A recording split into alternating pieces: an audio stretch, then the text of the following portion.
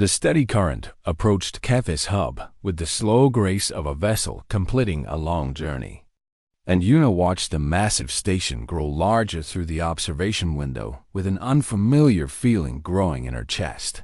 For 3 years she had traveled this route and others like it, always arriving at destinations that were just waypoints, places to load and unload cargo before moving on to the next station.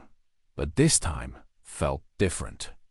And she knew exactly why Tivani stood beside her, recovered enough to be recognizable as the bright-eyed girl who had first boarded the ship. Though something in her gaze had changed, she was quieter now, more thoughtful. And she no longer asked questions without considering whether she truly wanted to know the answers. "My family will be waiting," Tivani said. "They sent a message ahead to confirm, and they will have healers with them to help me process everything."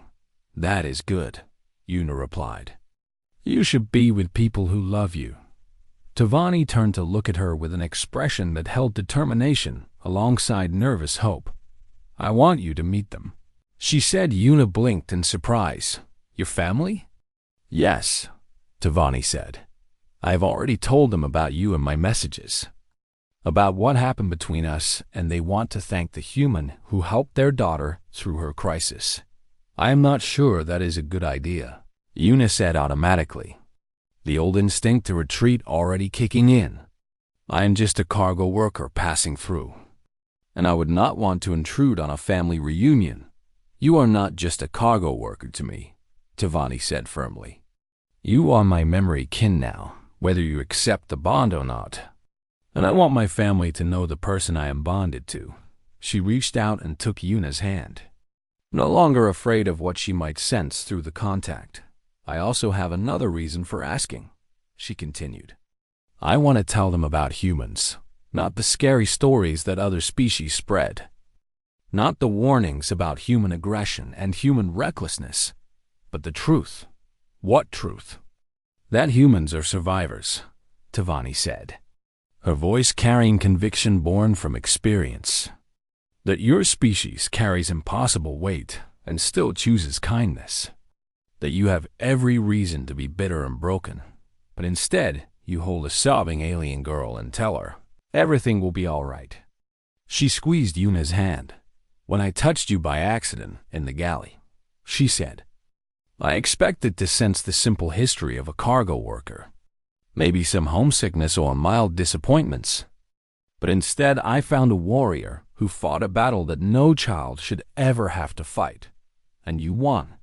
Yuna felt her throat tighten at those words. "I do not feel like I won," she admitted. "Most days I feel like I am still fighting, still trying to stay one step ahead of the memories." "That is what winning looks like," Tivani said gently. "Getting up every day and choosing to keep going even when stopping would be easier." She tilted her head, studying Yuna's face with eyes that now understood so much more than they had before. "You taught me something important," she said. "You taught me that surviving is not the same as living, that there is a difference between getting through each day and actually building a life worth having." She paused, then asked the question that had clearly been building inside her. "I want to live now," she said. "I want to take what I learned from your memories and use it to appreciate how precious and fragile happiness really is. So my question for you is, do you?" Yuna did not answer immediately because the question deserved careful thought. For 15 years she had been surviving, moving from ship to ship and station to station, never forming lasting connections because connections meant vulnerability and vulnerability meant potential pain. She had told herself this was enough, that staying alive and functional was all she could reasonably expect after what she had been through. But standing here with this young alien who had witnessed her worst moments and still looked at her with respect and affection, Yuna realized that something had shifted. Tivani had seen everything: the hunger, the pain, the terror, the years of brutal survival, and she had not turned away. Instead, she had called Yuna the strongest person she had ever met, had claimed her as family. had asked her to step out of the shadows and into a world where people cared about her. It was terrifying and wonderful and completely unexpected. "I do not know if I am ready," Yuna said honestly. "I have been running for so long that I am not sure I remember how to stand still." "Then do not stand still," Tavani said with a small smile. "Walk with me instead, just for a little while, and see what happens." The docking announcement came over the intercom, and the ship shuddered slightly as it connected with the station's port. Yuna looked out at Kethis Hub, at the crowds of various species moving through the visible corridors, at the brightness and activity of a place full of life and possibility. Somewhere in that station, a Valorian family was waiting to welcome their daughter home and to meet the human she had bonded with through shared pain. Somewhere in that station, healers were ready to help Tavani process her experience and perhaps offer insights that might help Yuna as well. Somewhere in that station, there was a future that looked different from the endless cycle of cargo runs and empty quarters that had defined her existence for years. "All right," Yuna said, the word coming out quiet but certain. "I will meet your family." Tavani's face lit up with the first genuine brightness she had shown since the reading, and she practically bounced on her feet with excitement. "You will love them," she promised. "Well, maybe love is too strong, but you will at least tolerate them. And they will absolutely adore you, because how could they not?" Yuna found herself smiling at the familiar enthusiasm, glad to see that the experience had not completely dimmed Tavani's natural energy. They gathered their belongings and made their way to the airlock, where Captain Morn was waiting to see them off. "I was not sure you would actually go," he said to Yuna, his bronze scales catching the light as he studied her face. "You have always been one for quiet departures." "Things change," Yuna said simply. "They do," Morn agreed, and something in his expression suggested approval. "If you ever want your job back, there will always be a place for you on the steady current. But I hope you find something better." He turned to Tavani, and his voice softened. "Take care of yourself, young one," he said. "And take care of her, too." "I will," Tavani promised. They stepped through the airlock and into the station. Immediately surrounded by the noise and movement of a busy hub, Tavani grabbed Yuna's hand to guide her through the crowd, and Yuna let herself be led. Let herself trust that this strange young alien would not steer her wrong. They rounded a corner, and there they were, a group of Valorians waiting anxiously, their blue-purple faces breaking into expressions of relief and joy as they spotted Tavani. An older female rushed forward to embrace her, and others followed, surrounding Tavani with love and concern, while Yuna hung back uncertainly. Then Tavani turned and reached out to pull Yuna into the circle, introducing her to parents and siblings and cousins with a rapid stream of names that Yuna knew she would never remember. But she remembered the warmth in their eyes when they looked at her, the gratitude in their voices when they thanked her for helping their daughter, and the gentle acceptance with which they drew her into their midst. She was a stranger to them, a human they had never met before. But because she mattered to Tavani, she mattered to them as well. It was overwhelming and uncomfortable, and completely unlike anything Yuna had experienced in years. And yet when Tavani's mother took her hand and thanked her with tears in her eyes, Yuna felt something crack open in her chest. Not a breaking, but an opening. Like a door that had been locked for too long finally swinging free.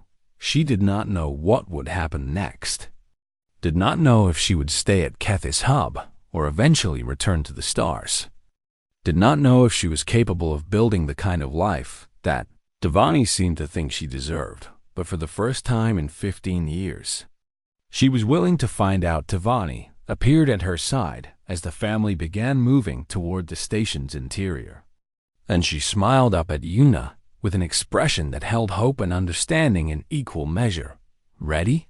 she asked. Yuna looked at the alien girl who had accidentally shattered her walls and then helped her see that she could survive without them. And she felt her own mouth curve into an answering smile. "Ready," she said. Tavani reached for her hand, cool fingers intertwining with warm ones. Scars and smooth skin touching without fear. This time, Yuna did not pull away. The cargo hold of the steady current hummed with the soft vibration of engines that never stopped running. And Yuna Park moved between the containers with practiced ease, her scanner beeping each time she checked the seal. She had worked this route for 3 years now, jumping from station to station, never staying anywhere long enough for people to ask questions. She did not want to answer. The ship was small by galactic standards, carrying goods and occasional passengers between the outer colonies. And the crew had learned to leave Yuna alone. She preferred it that way. Captain Moranday, a Catherine male with scales the color of old bronze, had hired her because she worked hard and caused no trouble. And he never pressed her for conversation beyond what the job required. The other crew members followed his lead, offering polite nods when they passed her in corridors, and nothing more. Yuna finished her inspection and uploaded the data to the ship system, then pulled her sleeves down even though no one was watching. She always wore long sleeves, even when the environmental controls made the ship warm. And she had learned long ago how to deflect questions about it with a shrug and a comment about preferring to stay covered.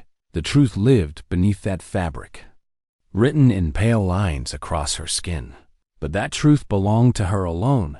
She made her way to the small galley where the crew gathered for meals, and she had just settled into her usual corner seat when the ship's intercom crackled. "Attention, crew," Morin's deep voice announced. "We will be docking at Veller Station in approximately 2 hours. And we will be taking on 1 passenger for transport to the Kethis hub." Yuna did not react outwardly, but she felt the familiar tension in her shoulders that came whenever new people entered her carefully controlled space. Passengers meant conversations, meant curiosity, meant the possibility of someone looking too closely. She finished her meal quickly and retreated to her quarters before the docking procedures began 2 hours later. Yuna heard the airlock cycle and the distant sounds of voices as the new passenger came aboard. She stayed in her room, reviewing inventory reports that did not need reviewing, until hunger finally drove her back to the galley. The moment she stepped through the door, she knew something was different. A young alien sat at the central table, surrounded by 3 crew members who seemed caught between amusement and exhaustion. She was Valorian, Yuna recognized, with skin that shifted between soft purple and blue depending on the light, and large eyes that held an almost luminous quality. She could not have been more than the equivalent of a human teenager, all eager energy and rapid questions. And humans really come from a planet with only 1 sun? The girl was asking, her voice high with wonder. How do they know when to sleep? Do they not get confused? I have so many questions about humans, and I have never met one before. One of the crew members, a tired-looking Sareshi named Vek, noticed Yuna in the doorway, and his expression shifted to something like relief. "Well," he said, gesturing toward her, "now you have met one." The Valorian girl spun around so fast she nearly fell off her seat, and her eyes went wide as she took in the sight of Yuna standing there. "A human," she exclaimed. "A real human. I am Tavani, and I am so honored to meet you, and I've read so much about your species, but the texts never capture what it feels like to actually see one." Yuna blinked at the overwhelming flood of words and managed a small nod. "Yuna," she said simply, then moved toward the food dispenser with deliberate steps. Tavani followed her with her gaze, practically vibrating with excitement, and Yuna could feel the attention like a physical weight on her back. She collected her meal and chose a seat as far from the group as the small galley allowed. This did not deter Tavani in the slightest. The girl picked up her own tray and crossed the room to sit directly across from Yuna, her blue-purple face bright with curiosity. "I hope I am not bothering you," Tavani said. though she clearly had no intention of leaving regardless of the answer. "But I have never had the chance to talk to a human, and there is so much I want to know." Yuna looked at her for a long moment, taking in the innocent eagerness that radiated from every part of her being. And something in her chest tightened. She had been like that once, before everything changed. Full of questions and wonder about the universe. "What do you want to know?" Yuna asked, her voice neutral. Tavani's face lit up even brighter. "Everything," she declared. "What is Earth like? Is it true that humans can survive in conditions that would kill most species? Why do humans explore so much when space is so dangerous? Do you miss your homeworld?" "What?" "One question at a time," Yuna interrupted, but there was no harshness in her tone. Only weariness. "Sorry, Tavani said, though she did not look sorry at all. "Let me start with something simple. Then, why did you become a cargo worker on a ship? Did you always want to travel the stars?" Yuna considered the question, searching for an answer that would satisfy without revealing anything real. "I like moving," she said finally. "Staying in one place too long makes me restless." This was true enough. Though the reasons behind it were darker than simple restlessness, Tavani nodded as if this made perfect sense to her. "I understand," she said. "My people tend to stay close to home, but I have always wanted to see more of the galaxy. And that is why I am traveling to meet my extended family at Kethis Hub." She continued talking, sharing details about her family, her studies, her fascination with other species. And Yuna found herself half listening while she ate. The girl meant no harm, that much was obvious. And her enthusiasm was almost endearing in its purity.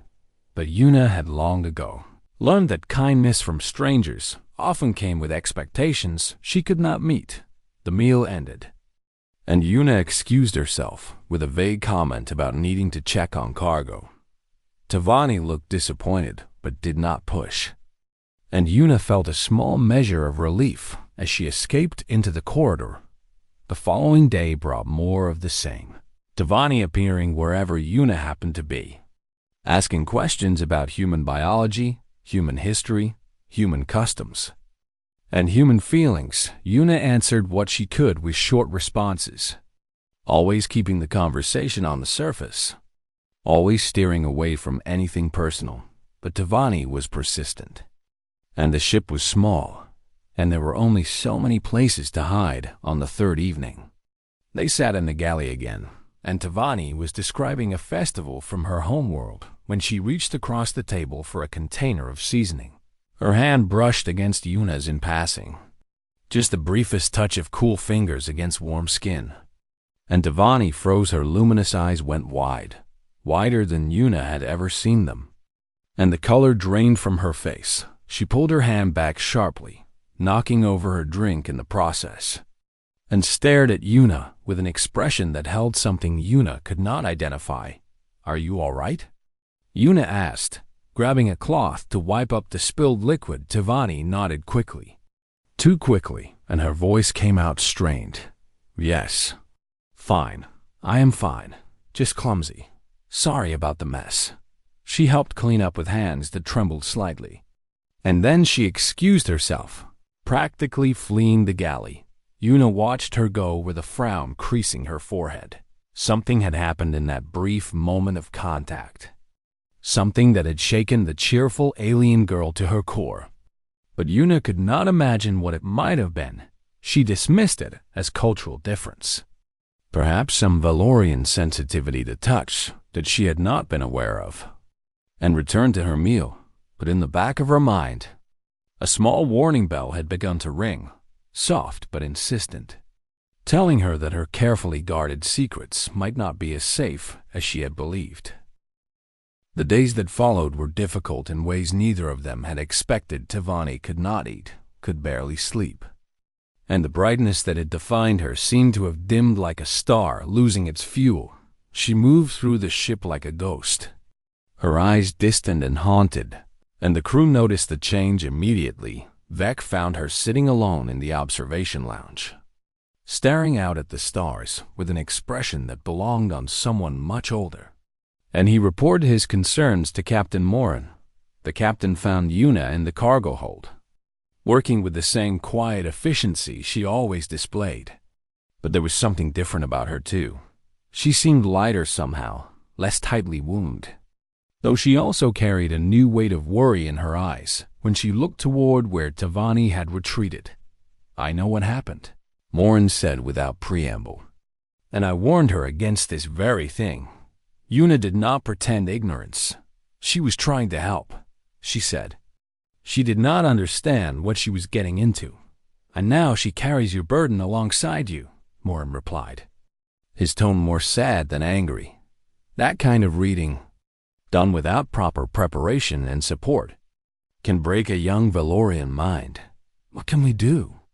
"I have contacted her family to inform them of the situation," Morin said. "They will have trained healers waiting when we arrive at Kethis Hub. But until then, someone needs to help her process what she experienced." He looked at Yuna with eyes that held no judgment. "Only a quiet request. She saw your memories," he continued. "You are the only one who can give her context, who can help her understand that what she witnessed had an ending, that you survived." Yuna nodded slowly, accepting a responsibility she had never expected to carry. She found Tavani in the observation lounge, still staring at stars with eyes that saw something else entirely, and she sat down beside her without speaking. They remained in silence for a long time before Tavani finally turned to look at her. "How do you live with it?" Tavani asked, her voice cracked and hoarse. "How do you wake up every day and keep going with all of that inside you?" Yuna considered the question carefully, turning it over in her mind the way she might examine a damaged piece of cargo to assess its condition. "For a long time, I did not really live," she admitted. "I survived because I did not know how to stop surviving. But there is a difference between surviving and actually living." "I felt what you felt," Tavani whispered. "The hunger and the pain and the fear, and the worst part was knowing it never seemed to end. Day after day after day." "It did end," Yuna said. "That is the part you did not get to feel, the ending." She turned to face Tavani fully, making eye contact with deliberate intent. "The soldiers who came for us were from the United Earth military," she said. "They had received intelligence about the mining operation, and they came to shut it down. And when they found us, the children who were still alive, they were horrified." She paused, remembering the face of the man who had carried her out, the tears that had streamed down his weathered cheeks as he held her. "There was a soldier named Jiho Kang," she continued, "and he was the one who found me hiding in a corner, too scared to believe that rescue was real, and he sat with me for an hour just talking, telling me about his own daughters back on Earth, until I trusted him enough to let him carry me out." Tavani listened with desperate attention, hungry for anything that might ease the horror still playing behind her eyes. "What happened after?" she asked. "Hospitals," Yuna said. "Therapists, foster families, people who tried their best to help me heal. And I did heal, eventually, enough to function. Enough to find work that kept me moving, because staying still was too hard." She looked down at her hands, at the scars that crossed her arms, visible now because she had not bothered to cover them this morning. "I am not going to tell you that I am fine," she said honestly. "I still have nightmares. I still flinch at sudden movements. And I still cannot stay in one place for too long without feeling trapped. But I am alive, and I have moments of genuine happiness. And that is more than I ever expected when I was in that mine." "How?" Tavani asked again, the question carrying all the weight of her shattered innocence. "How can anyone carry such memories and still find happiness?" Yuna thought about it for a long moment. "Stubbornness," she said finally. "Humans are stubborn creatures, and we refuse to let our worst experiences define our entire existence." She almost smiled at the simplicity of it. "Also small goods," she added. "A warm meal when you are hungry, A kind word when you expect cruelty. The sight of stars through a porthole when you spent years underground without seeing the sky. These small things add up over time until they outweigh the darkness. That sounds so hard. It is, Yuna agreed. But the alternative is letting the people who hurt me win. Letting them take not just my childhood, but my entire future. And I am too stubborn for that. She reached out and took Tavani's hand gently, feeling the cool alien skin against her scarred fingers. You did not break me, she said. And you did not break yourself either, even though it feels that way right now. Tavani's eyes filled with tears again.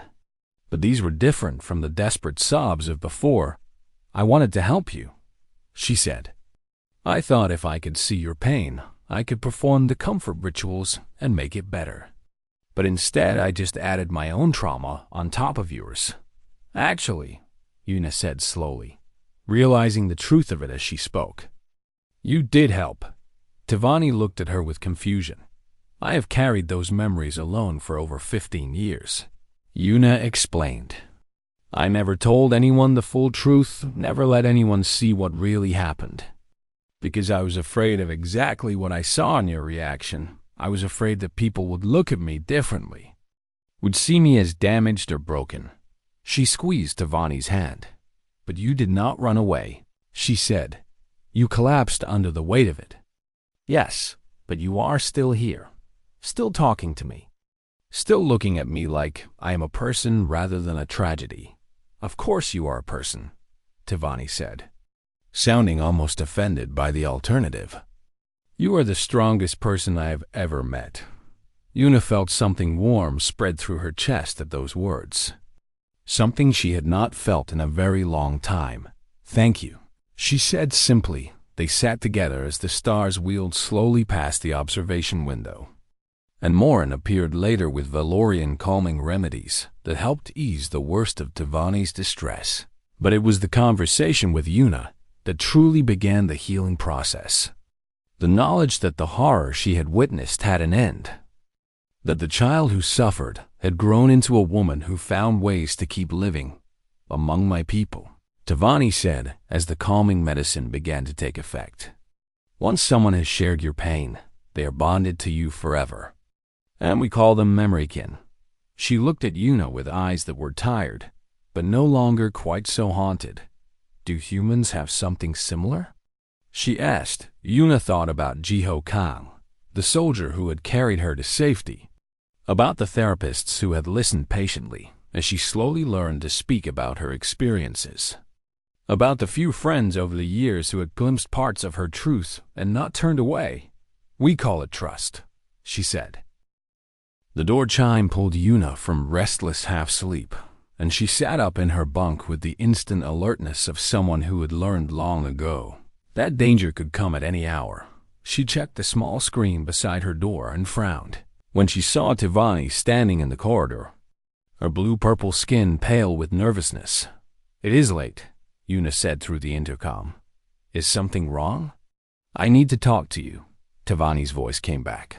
Please. It is important.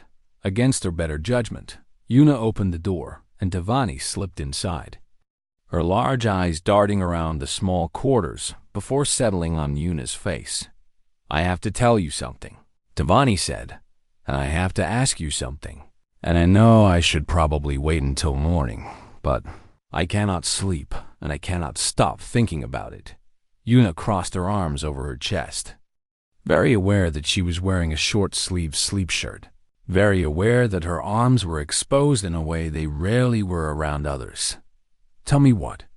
Tavani took a deep breath that seemed to fill her entire small body. My people have an ability, she said. We can read the history of living tissue through touch. And I did not mean to, but when our hands brushed in the galley, I felt something from you. The words hit Yuna like a physical blow, and she felt the blood drain from her face.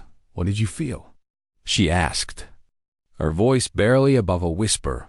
Fragments, Tavani said, her own voice trembling. Pain and fear and darkness. A child's terror. Things I do not understand but cannot forget.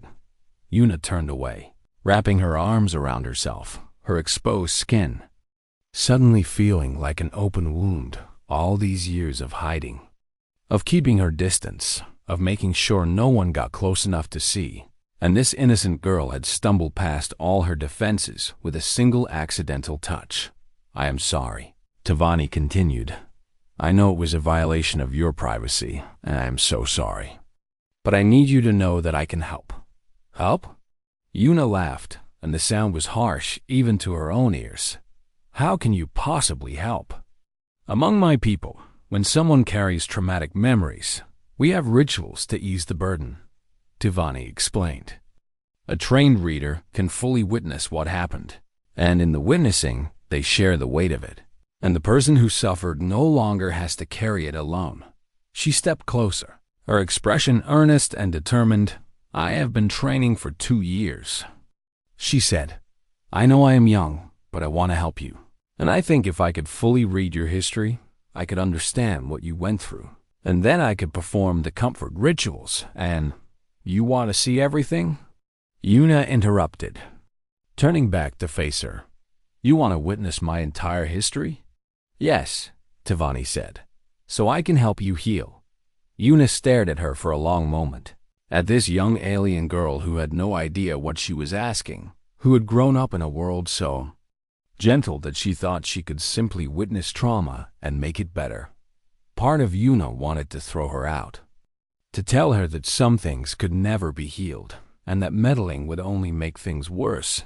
But another part of her, a part she had kept locked away for years, felt something loosen at the thought of no longer being alone with her memories. She was so tired of carrying it all by herself, so exhausted from the constant effort of keeping everything hidden. And here was someone offering to share the burden. "You do not know what you are asking," Yuna said quietly. "Then show me," Tavani replied. "Let me see, and let me help." The silence stretched between them, heavy with possibility, and Yuna found herself rolling up her sleeves with hands that shook slightly. The scars covered her forearms, thin white lines crossing over each other in patterns that told a story of years of hard labor and harsh treatment. And Tavani's eyes went wide as she saw them. "These are where the memories are strongest," Yuna said, her voice flat. "This is what you want to read." Tavani nodded, her earlier confidence wavering but not breaking, and she reached out with trembling hands. "I will be gentle," she promised. "Just try to relax." Her cool fingers made contact with the scarred skin of Yuna's forearms, and Tavani closed her eyes, opening herself to the history written in that damaged tissue. What followed was not gentle. Tavani gasped as the memories flooded into her. Not fragments this time, but a torrent. And she found herself pulled into a past that was not her own. She was 5 years old, and the colony was falling apart around her. Adults screaming and running while ships descended from the sky. She was 6 and hungry. So hungry, her stomach a constant ache as she learned to pick through garbage for anything edible. She was 7, and men with hard eyes were looking her over, assessing her small body for its potential usefulness. And then she was being loaded onto a transport with dozens of other children. She was 8 and working in the mines, her small hands bleeding from the sharp rocks, her lungs burning from the toxic dust. And there was a boy beside her who coughed up blood and then stopped coughing altogether. She was 9, and the overseer was angry, his shock baton leaving burns across her back while she screamed and promised to work harder. She was 10 and 11 and 12. Years blurring together in an endless cycle of labor and pain and loss. Friends dying one by one while she somehow kept surviving, kept enduring, kept refusing to break. She was 13, and there were explosions. Soldiers in unfamiliar uniforms breaching the compound. And she was hiding in a corner because she did not know if these were rescuers or just new masters. She was being lifted by strong arms, carried out into sunlight she had not seen in years, and a voice was telling her she was safe now, but she did not know what safe meant anymore. Tavani tore herself away from the connection with a scream that echoed through the small quarters, and she collapsed to the floor, sobbing with an intensity that shook her entire body. The horror of what she had witnessed crashed over her in waves. Years of suffering compressed into minutes. A childhood destroyed.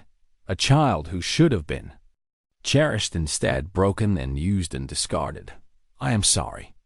She wept, the words coming out broken and desperate. "I am sorry. I am sorry. I did not know. I could not have imagined. I am so sorry." Una stood frozen for a moment, watching the alien girl who had just experienced her worst memories crumble under their weight. And something strange happened inside her. She had braced herself for her own pain, had prepared to relive the worst moments of her life through this reading. But instead, she found herself confronted with someone else's devastation. Tavani was young and sheltered and had never known cruelty. And now she was shattered by secondhand exposure to horrors that Una had survived firsthand, without conscious thought. Una knelt beside her and gathered the sobbing girl into her arms, holding her with an awkwardness born of years without physical comfort. "It is all right," Una heard herself saying, words she had never had anyone say to her when she needed them most. "You are safe. It is over now. You are safe." Tavani clung to her, still crying, still apologizing, and Una held her through it all. And somewhere in that holding, in that unexpected reversal of roles, Una felt something shift inside her chest. For the first time in years, someone knew everything, had seen the worst of what she had endured, and the world had not ended. The secret she had carried alone for so long was finally shared, and the relief of it was almost as overwhelming as the pain had been. Left the human devastated, Tavani did not sleep that night, and the fragments of what she had glimpsed played over and over in her mind like a broken recording that would not stop. Her people called the ability tissue memory reading, and among Valorians it was considered a sacred gift, one that required years of training to use properly and ethically. She had begun her training 2 years ago, learning to control when she opened herself to the histories written in living flesh, learning to ask permission before ever attempting a full reading. But accidental readings happened, especially to the young and untrained. And what she had touched in that brief moment of contact with the human woman had been unlike anything she had ever experienced. Pain, so much pain, and fear that tasted like metal on her tongue, and darkness that seemed to go on forever, a child's terror, raw and absolute, buried beneath layers of years, but still alive in the tissue that carried its memory. Tavani curled into herself on her bunk and tried to make sense of what she had felt. But her sheltered life had given her no framework for understanding such things. She had grown up surrounded by love, protected from the harsh realities that existed in dark corners of the galaxy. And the idea that anyone could carry such weight inside them seemed almost impossible. Yet she had felt it, as real as her own heartbeat, and she could not pretend otherwise. By morning, she had made a decision. She needed to understand more about humans before she could understand what she had sensed in Una. She found Captain Morin in the small bridge of the ship, his bronze scales catching the light from the navigation displays as he reviewed their course. He looked up when she entered, and his expression shifted to something careful and assessing young Tavani. He said, his voice deep and measured, "You look troubled, and I suspect I know why." Tavani felt her skin flush darker purple with embarrassment and shame. "You know about my ability?" she asked. "I have transported Valorians before," Morin replied, "and I recognize the signs of an accidental reading. So tell me, what did you touch?" "The human," Tavani admitted, her voice small. "I did not mean to. Our hands just brushed together, and I felt..." She stopped, unable to find words for what she had experienced more inside. A sound like wind through dry leaves, and he set down his datapad. "Sit," he said, gesturing to the empty chair beside him. "And let me tell you something about humans." Tavani sat, grateful for any knowledge that might help her understand. "Humans are newcomers to the galactic community," Morin began. Barely a century since their first contact with other species. But in that short time, they have earned a reputation that precedes them wherever they go. What kind of reputation?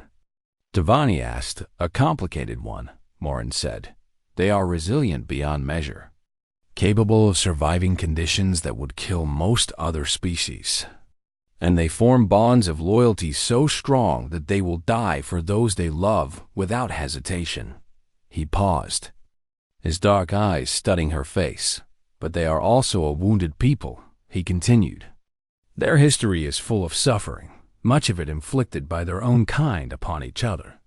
And many individual humans carry personal histories that are difficult. Difficult how? Morin seemed to choose his next words with care. Some humans have experienced things that would break a Valorian mind, he said quietly. They have survived wars, abuse, exploitation, and cruelty that defies understanding, and yet they keep living, keep working, keep moving forward. Tavani thought about the fragments she had glimpsed, the child's terror and the endless darkness, and she felt her stomach turn. Yuna, she whispered. Something terrible happened to her. I do not know her story, Morin said, and I have never asked, because humans value their privacy deeply. And some wounds are not meant to be examined without invitation. He leaned forward, his expression serious. Whatever you sensed, young one, you must not pursue it, he warned.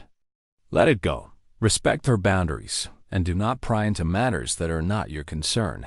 Tavani nodded. But even as she did, she knew she could not simply let it go. The fragments haunted her. A child screaming in darkness, hunger gnawing at small bones, and the feeling of metal biting into tender skin. She needed to understand, not out of curiosity, but because she could not bear the thought of someone carrying such pain alone. She found Yuna in the cargo hold that afternoon, checking seals and making notes on her datapad. And Tavani approached with what she hoped was casual interest. Can I help you with anything? She asked. Yuna glanced at her, surprise flickering briefly across her features before her expression settled back into neutral calm. Not much to help with, she said. But you can keep me company if you want. Tavani fell into step beside her, searching for a way to ask the questions burning in her mind, without revealing what she had sensed. I was talking to Captain Morin earlier, she said, and he was telling me a little about human history, which I found very interesting. Oh? Yuna's voice gave nothing away. He said that humans have overcome many challenges. Tavani continued carefully, that your species has faced difficulties that would have destroyed others. That is one way to put it. I was wondering, Tavani said, her heart beating faster, what it was like growing up on Earth or wherever you grew up. Because I know so little about human childhood. Yuna's steps slowed slightly, but she did not stop. I did not grow up on Earth, she said. I was born on a colony world, far from the homeworld. What was that like? A pause, longer than the previous ones, and when Yuna spoke again, her voice had become very flat, different from what you would expect.